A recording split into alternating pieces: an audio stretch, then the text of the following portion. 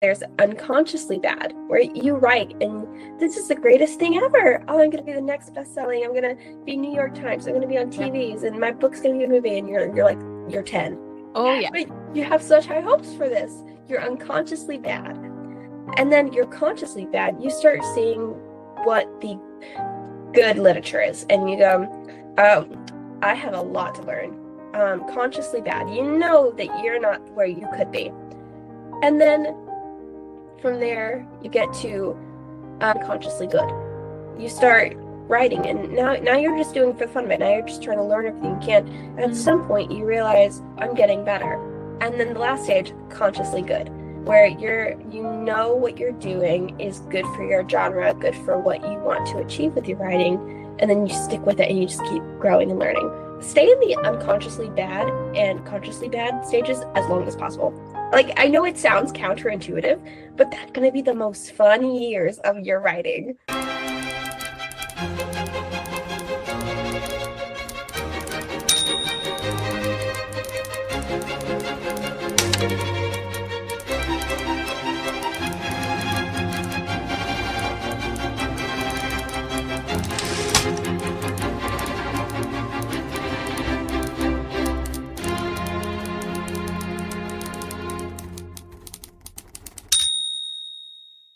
Hey everyone, welcome to another episode of Her Reading Life podcast. If this is your first time here, welcome. My name is Shida Rodriguez, and I'm here to help you find life-changing books and to write life-changing stories. Before we jump into today's episode, definitely be sure to subscribe, like, and comment what you're working on, like projects that you're working on, or your favorite quote from this episode. We really want to be here to support you and to help you and to serve you as best as we can. So if you ever have any ideas, feel free to comment below something that you'd like to see on the podcast or just some amazing ideas that you have. We love hearing from you and really want to support you in whatever capacity I can and just really bring you content that helps you become a better person, 1% better every single day. This podcast is also available wherever you listen to podcasts, so that's Spotify, Apple Podcasts, and a whole bunch of the others that I didn't even know until we started distributing there. So definitely check out the podcast there and rate it if you have been enjoying these episodes. If you've ever wondered what it takes to actually write a best-selling book, like you've actually thought, okay, that would be incredible. Like if I could write a book, that'd be amazing.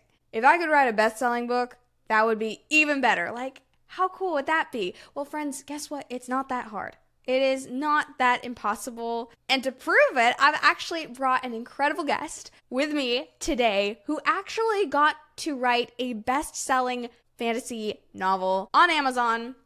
And she published it before the age of 18. Like, how crazy is that? And you know, I've found that fantasy is a huge genre today. But most of us don't really know how to harness it. Most of us don't really know how to not just use the genre to its fullest advantage, but actually create stories that are not just cookie cutter, but that are really unique and beautiful, and that actually take the fact that a lot of these fantasy stories are dark and turns it on its head so that we use the darkness for light. And so that way it gives you the feeling of the perfect fantasy book that has some dark, has some light, and is just perfect for really being able to help you escape and yet come back into life better than you came. Isabella will be sharing her story in just a bit, but kind of wanted you to have a bit of an idea of who she is. She's a teenage author from Southern Alabama who aims to inspire and entertain with her stories of hope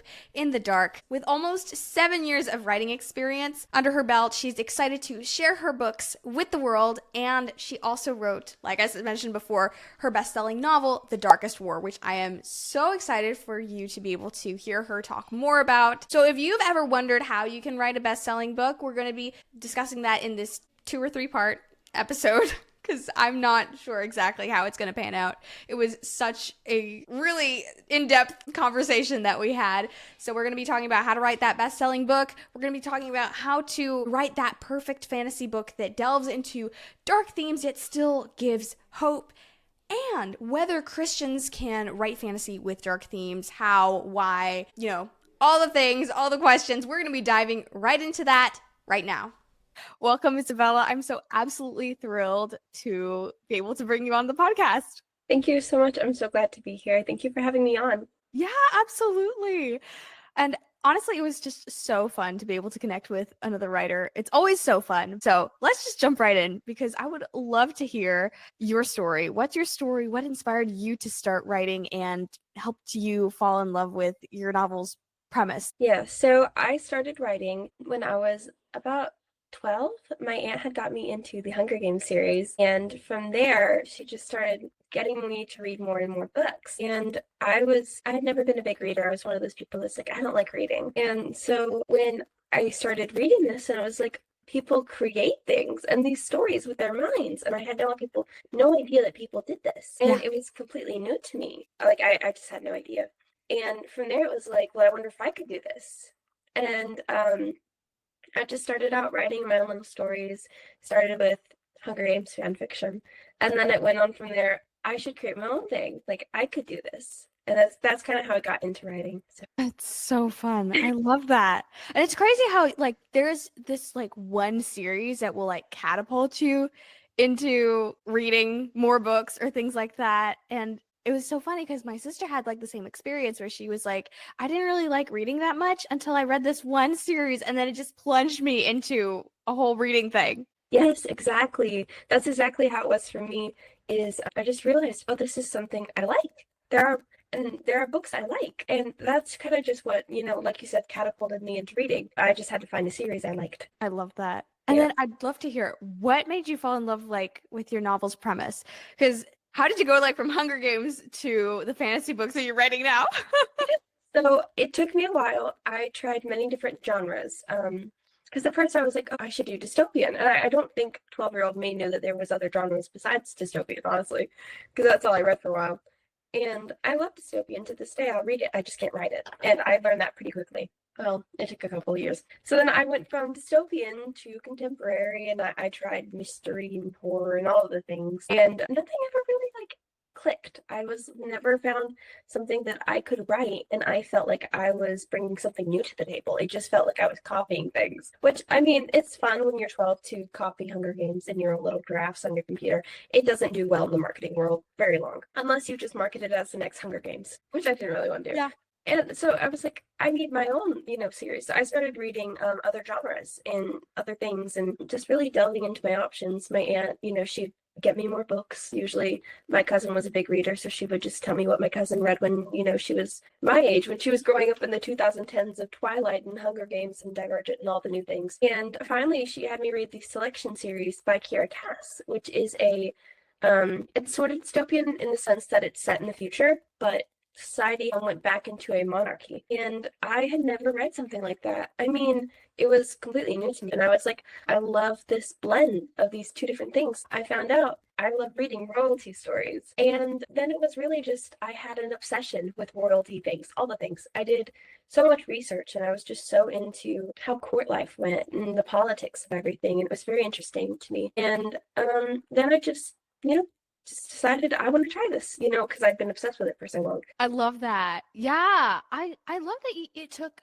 a little while to find your genre because it happens. Like we're like, my goodness, we start even questioning whether we're good writers, but it's sometimes not about being a good writer or a bad writer. It's just finding that place that you're called to, finding your field, finding that thing that like really resonates with you and that you're really good at and that you enjoy writing and that other people will enjoy reading. And that, like you said, I love that you pointed that out, like that you brought something new to the table.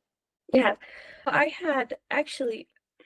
written a couple dystopian novels when I was 15. And I mean, I like the characters. I hated the plot line. I loved the characters, and even now to this day, I still love those characters and have always hoped that, I could use them. They wouldn't fit in a royalty setting now, half their personality was the cool dystopian world they were in. But I didn't care for the plot, and I couldn't keep going. I love trilogies, and so I wanted it to be a trilogy, and I got the first novel done halfway through the second and decided I have no idea what I'm doing. And it was not for me. And no matter how hard I tried, I even did a second draft of the first one. I did a second draft of the second one. I tried so hard to make this work. It was not working. And then the following year is when I started what is now The Darkest War. That's amazing. I love that. Yeah. Wow. Well, speaking of like your books and how they were inspired by a lot of other books that you really enjoyed, what are some of your favorite life-changing books? So, if you can give me like three of your favorite life-changing books, which would they be? I kind of mentioned it, but it is life-changing for me, the Selection series, because it did introduce me into a whole new world of, books and writing. So the Selection series definitely, because it introduced me into my genre. And then the Twilight Saga by Stephanie Meyer. A lot of people probably wouldn't consider this a life-changing book. It's one of those books that people go, that's a book for entertainment. It's a vibe book. You just like the vibes. It's not helpful. It was helpful to me because I loved the writing style. And I really adopted it for a while, and it really helped me. I've always struggled with the show don't tell. And Twilight is very descriptive. They'll spend 20 pages on one thought, and some people hate it. I love it. And so it helped me balance out things some more. So I really liked the writing style, and it helped me a lot. Yeah, it was really good for me at the time too, because it was also what got me into fantasy. So I mean, if you can call Twilight, kind of a modern thing, but in its own right, it's fantasy. And so it also kind of, while I was reading Selection, then I went straight to that, and it kind of formed, whatever I'm doing now. And then I would say the third would be The Outsiders by S.E. Hinton, which a lot of people read this when they're in 8th grade in school. I'm homeschooled, so I didn't get that. I just had a bunch of friends clamoring me at one time because they'd all read it. And they all went, you have to read this book, and we all read it for school. And because, it's just one of those books everyone gets in 8th grade, I had so many people at once just have to read this. And I did, and it was amazing. And I think that book really introduced me into the art of emotions, like character emotions, because it's very character based. Everything that happens is character driven, either through choices that, form the plot and, so on. And so it really was like, there are books that, because let's be honest, I was reading so many YA books, shallow as they may be. I loved them. And this was my first like deep book. And it was like, love this. People write tragedy. It was, the entire story is very sad. And it was like, oh my goodness, I love this. And I even had my own go at a story similar to it, at least with some of the themes, and I made a novella out of it. Not something I'll ever do with anything, but it was fun to write. So that was another thing. I love that. And yeah, that's so true. I love how you were talking about like the character development. It's so like those character development books are so good. Like not the character development books, like the character driven stories. Yes. They are so good. All of my stuff now is character driven. And I think that's half my problem is dystopian very much revolves around plot for the most part. And if you just take characters and you can put them in a court setting, in a kingdom, there's a lot of room for characters to do things that will shape the plot because action consequence. And I feel like that's also where that formed, is because now all my stuff is very character driven. Even when I'm creating a story, the first thing I'll do is create characters. Right. Yeah, exactly. And I find it really interesting because I feel like plot driven stories are good, and I think there has to be a balance of both. Yes, obviously. But I feel like a good story is going to think, how is this particular character going to act when they're faced with this plot point or this challenge? Yes. And that is what makes them so interesting. And I feel like even quiet stories that are very character driven, I think they're so intriguing because of the fact that you often put unlikely characters in unlikely situations. Yes. Or with unlikely other characters that you're like, oh, that's why we all love like the grumpy sunshine kind of trope, because we're like, this person would never actually get along with this person. How are they going to get along? And we're just watching to see how they get along, especially when the plot puts them in this really uncomfortable situation for both of them. And we're just watching to see how it all pans out. People truly underestimate how much writing depends on people and on meeting people and watching people and being able to interact with people. And something that has really enabled me to do this in a way that I totally would not have been able to do it is this podcast. But let me tell you, at the beginning, it was tough. Editing things down, writing the scripts, it was quite a process, for sure. And frankly, even today, editing takes a lot of my time when it comes to producing these episodes. That is why I am so thrilled that for this episode, I actually worked with Riverside. This episode, frankly, this episode would probably be impossible without Riverside. Riverside FM is a remote recording platform. It allows you to record, edit using a text-based editor, and promote your podcasts directly to Spotify. You're also able to even use their incredible tools that will select parts of your podcast to share on social media. And friends, you have no idea how much time this has saved me. I used it for this episode, and this episode, genuinely, to get it as professionally edited and as clean and precise as it turned out, it would have taken me easily 2 to 3 hours. And I was able to do this edit, which has been cleaner than any of my other edits, in about an hour and a half. That is giving me 1 to 2 hours back of my life that otherwise would never have been coming back to me. And all of this is possible because of Riverside. If you're a creator, imagine what you could do with cutting down your production time and making your videos even more professional with less time. It's truly incredible, and I am kind of raving about it right now. Maybe you have a dream to be able to create your own podcast, to be able to create your own YouTube channel. You're like, this seems so cool. I wish I could do something like this, but I just don't know how. I don't feel like I have the technology. Friend, if you can type on a keyboard,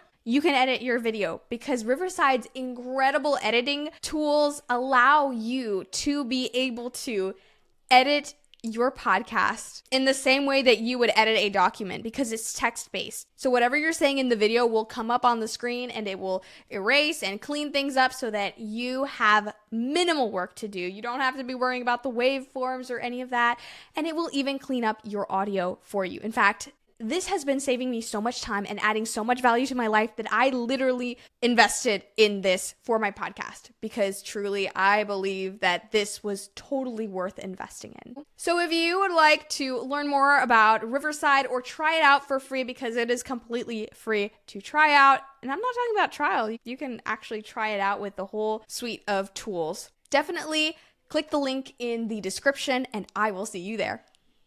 Yes, exactly. And I heard this analogy a couple days ago and I loved it. And it was like, when you're a writer, your entire job is just to throw as many things as you can on your character and see how they handle it. And it was actually I want to say it was a podcast about Gilmore Girls, which I love Gilmore Girls. And somebody was talking about one of the insane things that happened in one of the seasons. They were like, this character would never do this. And they were like, okay, but that's because up until this point, we hadn't seen how much we could handle and throw at the character. Mm-hmm. And it was like, because the writer's whole job is to make this character's life as difficult as possible and have them figure it out. Exactly. And I love doing that with my characters, honestly. There are some times I have to not do that because I know what they'll do in those situations, and then the book's over. Exactly, yeah. And it's really interesting when you put them into situations that they normally where they act anti everything that they say that they believe. So like, how much it's almost like a game of how much can I push this character outside of their comfort zone to the point that they almost would do something that they would say, I would never do that. What lengths do you have to go to see them really reveal their true character? And like life, that's kind of what happens. You see people sometimes do things out of the blue and you're like, how on earth did they do that? I never expected that from this person. And sometimes if you put them in certain circumstances, people will actually act completely different from what they normally will do. Of course, it's so interesting. And I think that's where, a little off topic, the importance of psychology is so important in writing. I spent a good chunk of my semester studying psychology in junior year, just for writing, honestly, because it was so helpful, and it just helps you learn a lot more about your characters and learn how to tweak them and help them go along the plot when you can understand their motives and, what a person would or would not do in a certain situation. Absolutely. I totally agree. Yeah, same. I love psychology, and it teaches you so much about characters, the why they do things, because at the center of all, I think every story really boils down to why did they do this? Even murder mysteries. Like, there are murder mysteries where you see what happened. We're not even watching for the who done it.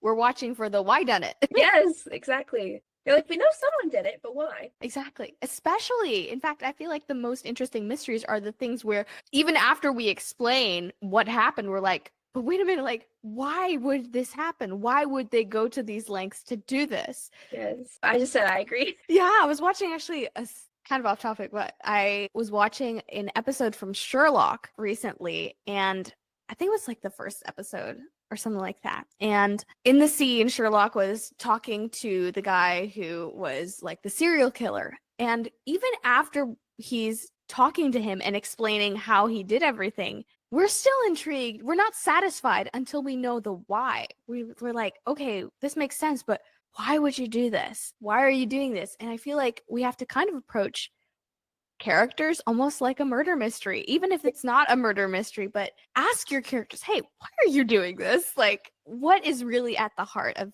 them, and why do they do what they do, and why do they care so much? And sometimes, what are they hiding? Absolutely. I actually have a murder mystery, like kind of a subplot in the series. It does get resolved at the end of book one. So it's kind of just like a book one thing that kind of sets up for the villain of the story. And that was one of the most fun parts, I will be honest. But it was very fun. And his backstory for why he did it, I did not even create that until I was almost done with the book. And it was the most fun part because I was like, see, he's got kind of a reason. Yeah. And you can justify, I mean, you shouldn't, but like as a writer, you can justify your character through anything if you just, give them a sad enough backstory. Yeah, totally.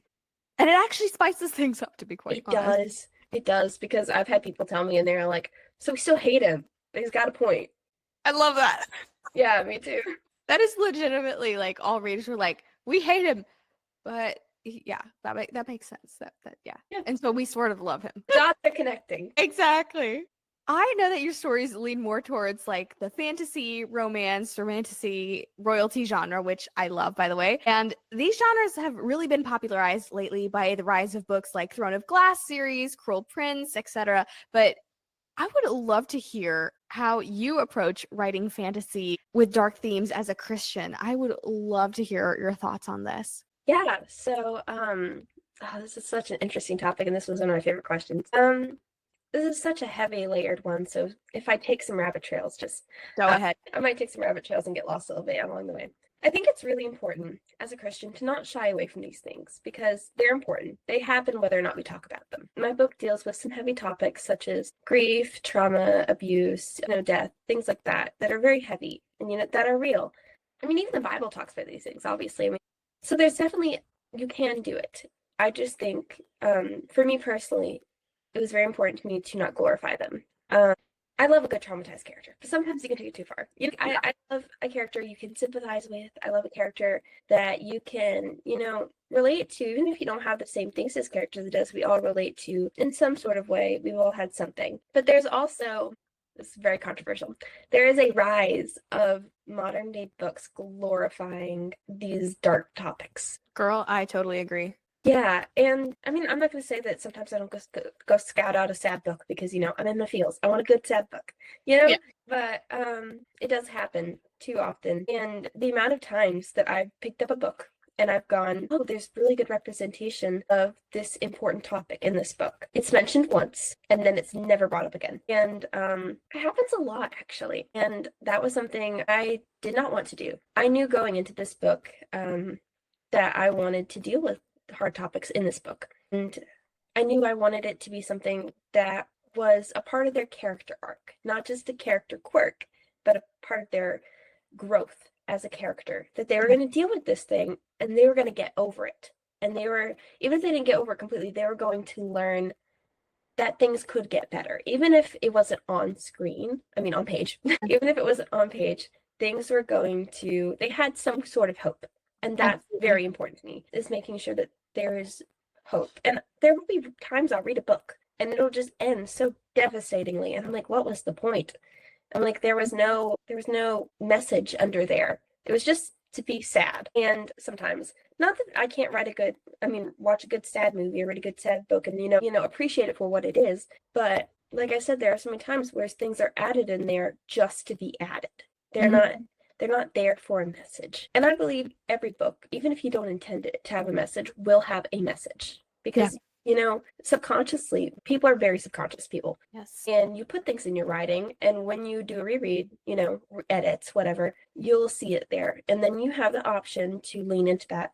And that's what I did, kind of, because I really didn't mean for it to have some kind of message. I don't think subconsciously I did. And then when I went back, I was like, oh, there's so many things here. I can connect these. And I did. So I think that was one of the most important things for me, is not glorifying it and making sure if it's going to be in there, it's going to serve a purpose. Exactly. If I'm putting it in there, someone should get something out of this.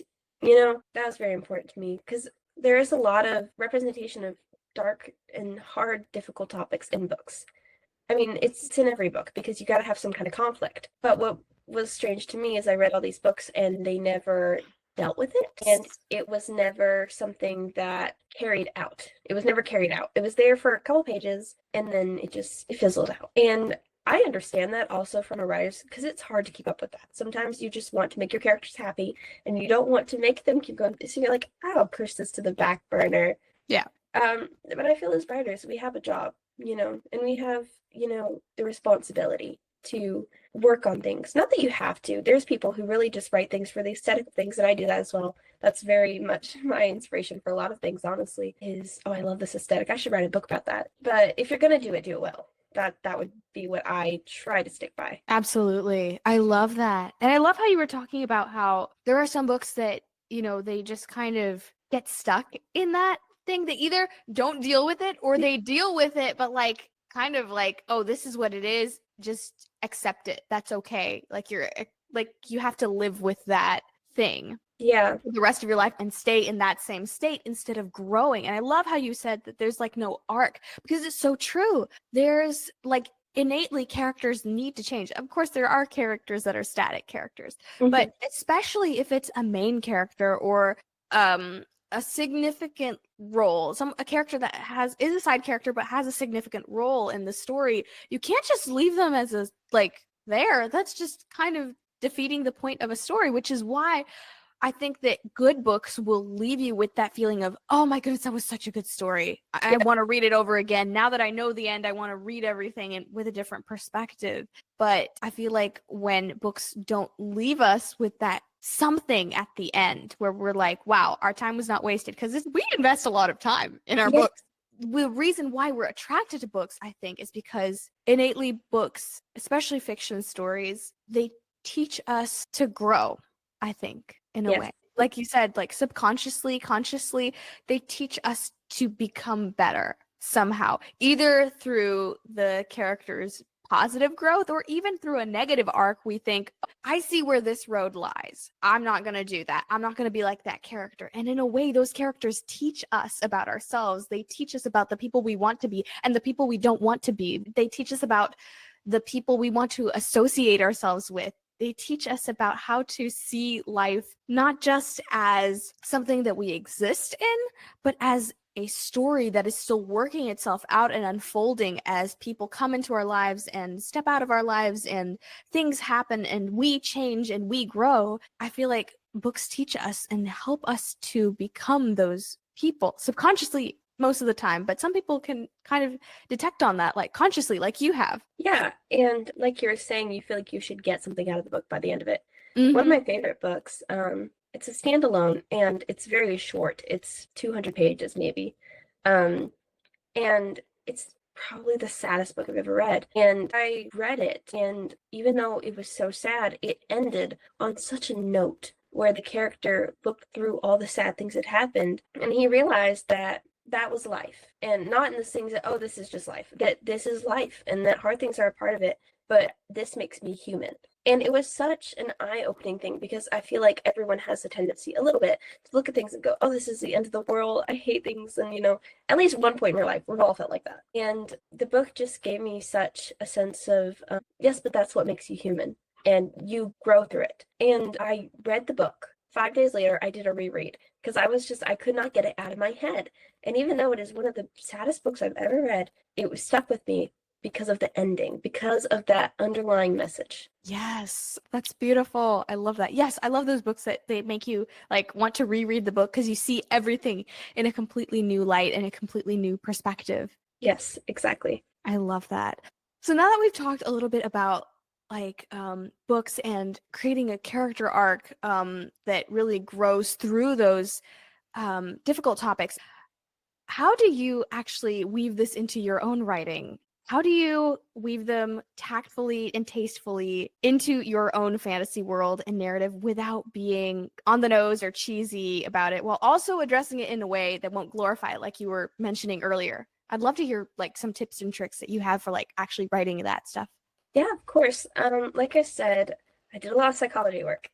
Um, because I really believe that a lot of things that stay with you, that will make your character, where this is something they're going to deal with over the course of your book, it's something that's also very mental. And I think that helped a lot, really, making sure that before I ever wrote anything, I understood it. I didn't write from a place of, let's write and figure out how this might be like for the character. Even though I am very much a pantser, so it was difficult for me. I wanted to know what I was portraying, and I wanted to portray it well. I wanted to make sure that I dealt with it responsibly, tastefully, and that I make sure that I didn't ever put it in a bad light or the character in a bad light. Because that's another thing, is you never want to make the character look in a certain light that, maybe that's not how it works.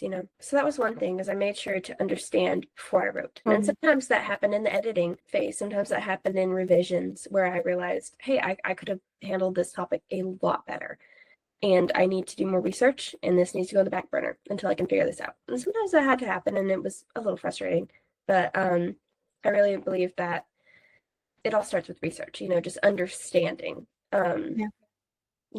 And that was another thing, is some things came easier than others, because some of the things that I wrote with my characters, I understood, and I was going through myself, and I channeled that to characters.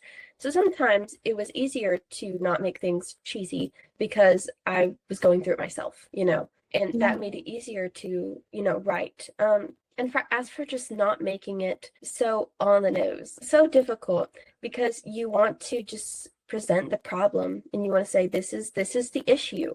But sometimes that can scare off readers, and sometimes that can make them go, okay, this is a lot to deal with, this is a lot to take in. And it's just throwing a curveball, like, hey, everything was normal, and now suddenly this character has this terrible problem to deal with, and this is stressful.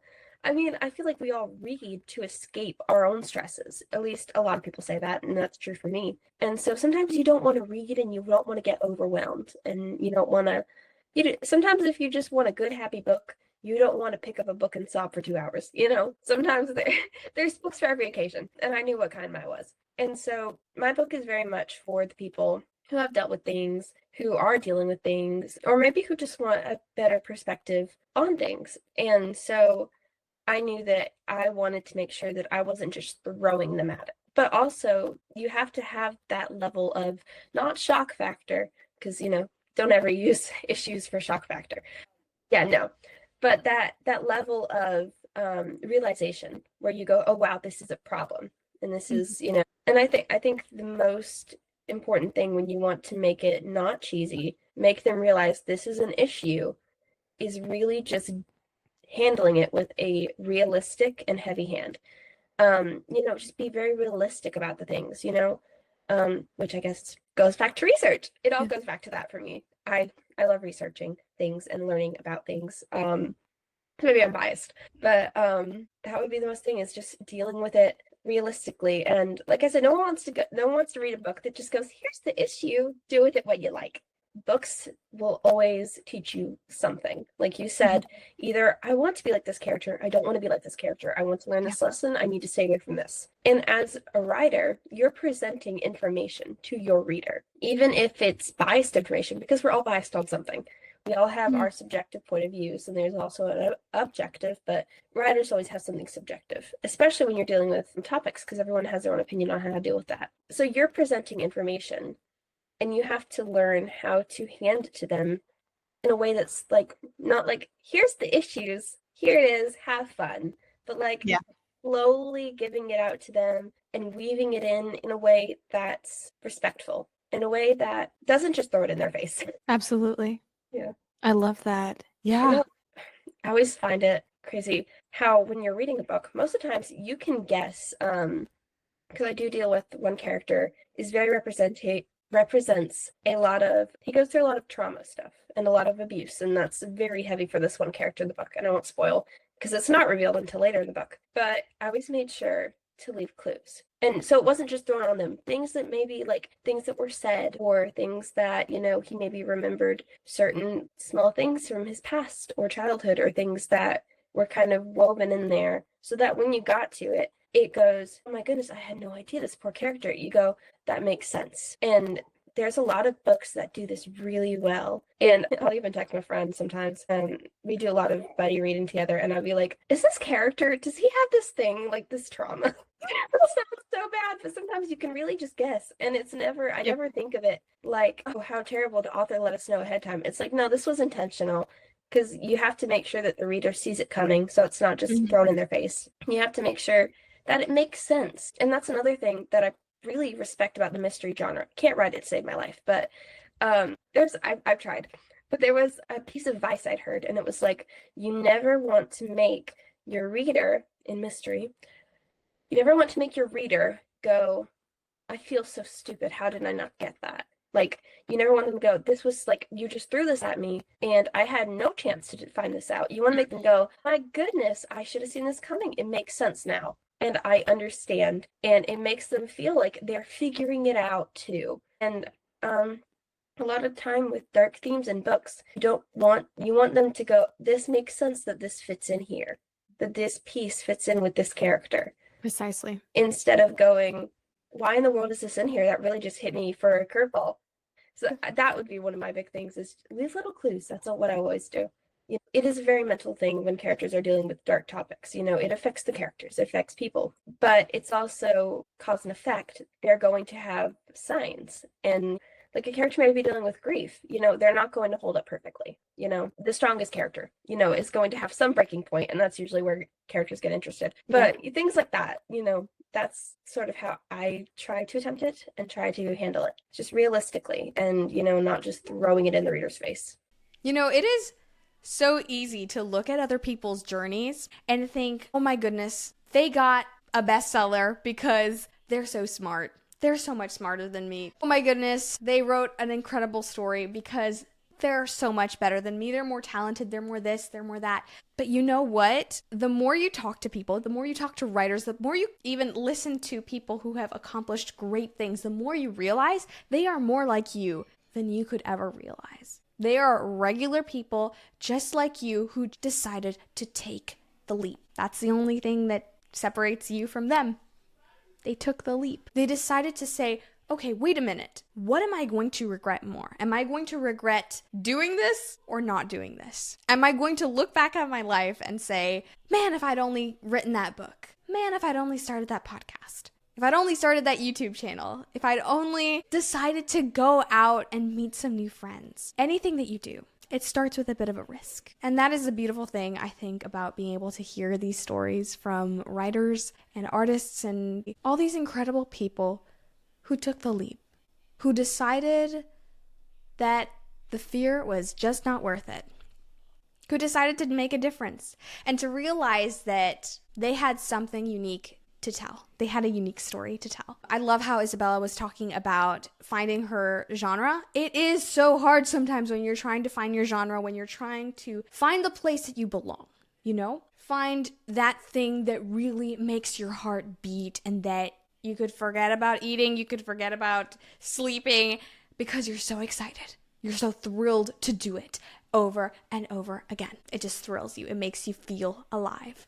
I assure you, it's there. And sometimes the leap is to simply take some time and discover the things that you are passionate about. Take some time this week maybe and start jotting down some ideas of what are things that I love? What are things that I love to read? What are things that make me excited? What are things that completely shift my day when I do them? Whether it's sports, whether it's writing, whether it's photography, whether it's creating videos, whatever, you name it. You can do it. Take that leap today. So that's my little encouragement to you. I hope this inspires you to realize that you are only a step away from accomplishing your dreams. Whoever you are, whatever you want to do, It's in your hands and you can choose to chase it. So I hope that this episode has been encouraging and inspiring, and definitely tune in next time because we're going to be talking even more about how Isabella was able to get a bestseller on Amazon, which I was just like, how on earth do you do that? It's actually so much more simple than you can even imagine. And I'm so excited for you to be able to hear how she did that and the story behind it. It's so fun. So definitely tune in next time. And until next time, continue to live, give, and repeat. And I will see you